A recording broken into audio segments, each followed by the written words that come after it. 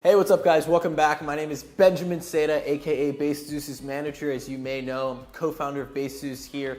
Zeus is a god. He doesn't have time to handle all this humanly bullshit that goes on with running a YouTube channel, so he has me on the ground here to take care of his stuff while he's having intergalactic god space orgies. But today, we have a very, very interesting video that Zeus wanted me to bring to you guys. He wanted me to do a text analysis breakdown. He wanted me to analyze some of my best texting conversations and analyze what made them work and how they got me results, if you know what I mean.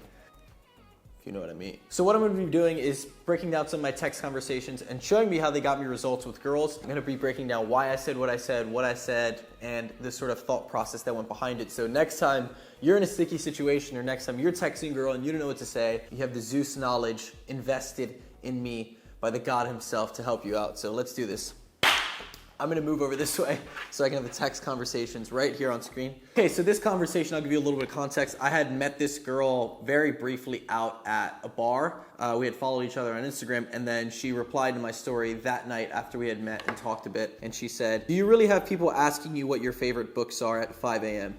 I had put up a story about people asking me about book suggestions. Yes, I do. I have much more vulgar questions being asked that I refuse to answer. Haha. So you see right there, what I did was I'm immediately creating the dynamic that this is a romantic interaction. This is a romantic conversation by sexualizing it, by saying, alluding to a sexual topic. Like I mentioned before, I only met this girl very briefly at a bar. So you never want to escalate too quickly and make a girl feel uncomfortable. So the way you do this in a way that's smooth, in a way that's calibrated, makes everyone feel comfortable, is you allude to something sexual or allude to something more romantic and man to woman, as Zeus likes to say. So by me saying, I have much more vulgar questions being asked that I refuse to answer, what I'm really doing here is I'm alluding to the fact that there are sexual questions, and that sort of sets up the conversation to lead to a sexual place. Not even necessarily sexual, but more romantic, more flirty, teasy, back and forth. She replied, haha, said, "Why are you awake?" So a lot of guys would take the haha as like, oh, maybe she's not that interested in me, or oh, why'd she reply something dry? She must not care that much about the conversation, blah, blah, blah. You want to really simplify your thinking. Just see what she said, take it at face value, and don't sort of try and mind game your way in it too much, because you're going to overthink, drive yourself crazy, and then do something stupid. So I just said, why are you awake? Which is relevant to the conversation, and since I know she is at least interested in having a conversation with me because she replied, why are you awake? It is 5 a.m. She acknowledged it was 5 a.m., so that's me making a call back to what she mentioned. Why are you awake? No idea. Was impressed that you even read. Many people don't. So right here, what she's doing is she's insinuating to me that she was screening me. So I take this as, okay, this confirms that there is some level of interest, right? She wouldn't have responded to my story asking about reading, and she wouldn't have mentioned it if it wasn't for the fact that she was interested somewhat in me, and the fact that I do this makes her more interested. So I reframed it into, is this you asking me to join your book club? So right here, what this is me doing is I'm establishing the flirty dynamic, the me-you communication that Zeus often talks about, by saying, is this you asking me to join your book club? So this is already turning what she said, magnifying it, and making it something flirty, playful, and fun. He goes, it's exclusive. Your mistress can't come. So she immediately buys into the frame or the vibe that I set down for the conversation. And this is a perfect setup for me. She says, your mistress can't come, identifying that our conversation is indeed romantic. It is man to woman. We're both sort of evaluating, like, yeah, we both are interested in each other, and we're trying to figure out and learn more. So I liked her message, and I said just like us, and I'm being ironic when I say just like us, because I'm alluding to the fact that we're dating, we're together, we're exclusive, even though I just met her. So that's sort of the joke going on here. She says, just laughed out loud. Tonight was weird, acknowledging the conversation we had when we were in person. And since she's opening the loop of a conversation like, oh, tonight was weird, I could say, why was it weird, or whatever. I immediately take that as my go-ahead and say, FaceTime me until I fall asleep. And boom, immediately she goes, let me get headphones. And I text her my phone number, and that was it. We FaceTime, and once you get a girl on FaceTime, as you know, if you watched my previous video, using the FaceTime hack to get dates, which I'll link up here, you know that Zeus talks about how he uses FaceTime to get more dates, and Zeus is a god, I'm just his manager. I just listen to what the god tells me, and I show up and I get the results. You'll notice that as soon as I got confirmation of, one, the flirty, romantic back and forth dynamic between us, the me-you communication, I immediately escalate the conversation once I get that confirmation, because I know she's into it, she's feeling it right now, she feels comfortable, so I can escalate And in this case, escalating means FaceTime because then I can get her on the phone. In person, we can talk more, we get to know each other better, our personalities are more apparent than, just over text, and that was easier. And boom, FaceTimed each other, and moving on to the next one. Here it is. So for context for this girl, I met her out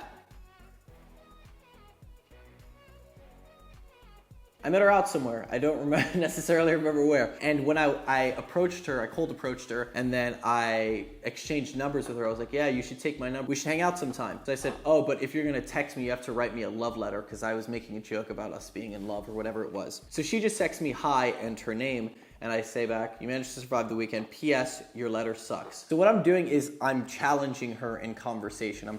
Your letter sucks. So this way, she challenges me back and is like, no, it doesn't. This way, she's investing in the conversation, she's more engaged in the conversation, and you're creating stakes in the interaction. So when you create stakes, it makes people more invested in the conversation, it makes it more fun, and it immediately makes it flirtier, because I'm trying to get one over on you, or she's trying to get one over on me, and it makes it flirty and back and forth. Somehow I did, paid for it all today though. P.S. It was very nice meeting you. Had a blast. Also, you're not a bad dancer. Correction on her message, I'm an excellent dancer, so I don't know what she's talking about. So then I follow up and I say, I'm an excellent dancer. You're just not advanced enough, so I had to dumb it down for you to keep up. So you see when I mentioned I'm an excellent dancer and I had to dumb it down, again, I'm challenging her in conversation, which makes her invest more by challenging me back, and it creates the back and forth teasing, flirty dynamic. Because when you think about what a tease is, especially something like push-pull, it's really you making fun of someone and then them coming back at you, and it creates a very inherently flirty, romantic dynamic. So that's why I'm challenging her in conversation. So then she says, haha, that's probably as good as I'm going to get. You're going to have to remind me of your name, dancer boy. I said, it's Benjamin. Would you like my social security number, birth certificate, and Instagram as well? And then she said, just social, as in just my social security number. Again, I'm challenging her, making fun of her, keeping the conversation fun and light and teasing. I said, I'll give you my social when we go out to bust a move, and I give you dance lessons. So you see what I'm doing there is I'm seeding the hangout. I'm seeding the fact that I'm gonna ask her out to go do something or do an activity. So by mentioning an activity before asking to do it, it makes more sense. It's a lot more natural and organic. Give her my Instagram and blah, blah, blah.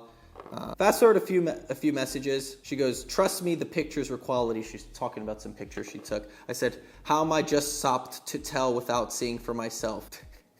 And then I questioned my own message because I didn't remember seeing the message, sending that message at all. I must have sent it. I must have woke up and sent it in the middle of the night. I said, I was supposed to go out last night, but fell asleep at 8:45. Have no recollection of sending you that text message. And then she says, drunk texting me? I said, don't flatter yourself too much. Let's get drinks when you're back. Or are you even old enough? I'm asking because I'm not sure if she's 21 or not. Obviously kidding. I said, how old are you actually? I said, I'm 37 as a joke. Because obviously we're both joking about our age here. So I just decided to lie in the totally opposite direction. Like, yeah, I'm 37. She goes, are you actually? I'm 19. Sorry to disappoint, but no, I'm 22. Sorry, you're too young for me. And then I follow up with, are you free tomorrow? She goes, I'm free tomorrow. And once she's free, boys, thank you. Next one. I asked the girl, you out and about tonight? We met very briefly at a bar or whatever. I don't even remember how I met, but I asked her, you out and about tonight? She goes, yes, I'm out right now. Are you? I go, yes, about to call my Uber. How about you? What are you up to? Getting home now. What did you do tonight?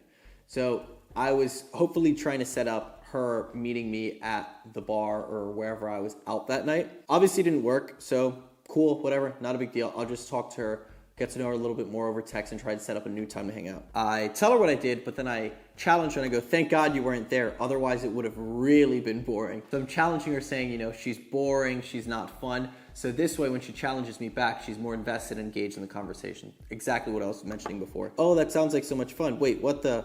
I'm not boring. Wow, why do you think that? I'm so much fun. I'm just shy sometimes. Sometimes when you challenge a girl and you guys know each other too well, depending on the girl, they might be like, oh no, why would you? They might think you're serious. So at this point, she's like, no, I'm not boring. And she's not challenging me back. So since she's not challenging me back, I'm gonna explain myself a little bit. I'm like, just teasing, but judging by how offended you are, I'm guessing it's a sensitive subject for you. So this is me, saying, no, it was just a joke. I don't actually think you're boring. And then challenging it a little bit more. So making her feel better, not making her feel like I'm attacking her or making fun of her. But, I was poking fun, clarifying, and then poking a little more fun back. And then I go, maybe the shoe does fit. She goes, you're right. It's such a sensitive subject for me. I don't know what to do. Been boring my whole life. Help, I'm desperate. So you see, now that I explained to her that we're kidding, we established that there's no hard feelings going on. she comes back and challenges me again. So I take this opportunity to magnify it even more. I go, you're in the right place. First step is admitting it. Through daily, weekly consultations together, we can work to fix this issue. So again, I'm magnifying what we're talking about in the interaction, and I'm stretching it out to seed the possibility of us hanging out. And then she goes, thank God, I'm so glad you're here to help. I was going down a dark path. I'm willing to pay $1,000 a month for the rest of my life for this. So Morgan, we're playing into the whole storyline that we created here. Great. You can Venmo me at my phone number, and we can go ahead and schedule our first consultation from there. I gave her my phone number, and the rest is history, boys. So you see what I did here was I was challenging her, and then I created an inside joke. You notice I do this in a lot of the conversations. I create some sort of inside joke that makes it easy to flirt and go back and forth with one another. Makes it easy to see the fact that we're gonna hang out in the future, and that's exactly what we did, and it worked. That's gonna wrap it up for the conversation breakdowns. So if you're interested in a step-by-step blueprint on how to go from texting to date with the girl right in front of you, then you're definitely gonna wanna sign up for Zeus's course, The Godly Texting Guide. It's Zeus's flagship course. He and I worked on it for over 1 year, and the stuff that Zeus teaches in that course are exactly what get me results in the conversations which you just saw me break down. You'll see I have girls texting me first all the time, girls asking me to hang out. These are all from just applying the principles that Zeus teaches in the Godly Texting Guide. Once you get the course, Zeus is gonna teach you how to master texting so that once you get a girl's number, you'll know the exact blueprint to go from texting her to on a date and hooking up with her. He teaches you all of this step by step in order to get your results, in order to get you more dates, in order to get you more girls and start getting those 9s and 10s, which, come on. Who doesn't need a few more 9s and 10s in their life? In the course, Zeus teaches you the types of text messages to send to make girls chase you and text you first. If you notice in my conversations, almost half, if not all of those girls were texting me first. And that's because I had set up conversations previously that were so well that it was making them invest, it was making them chase me and begging me to hang out. He's also gonna teach you how to know exactly what to say in any situation, regardless of what's happening.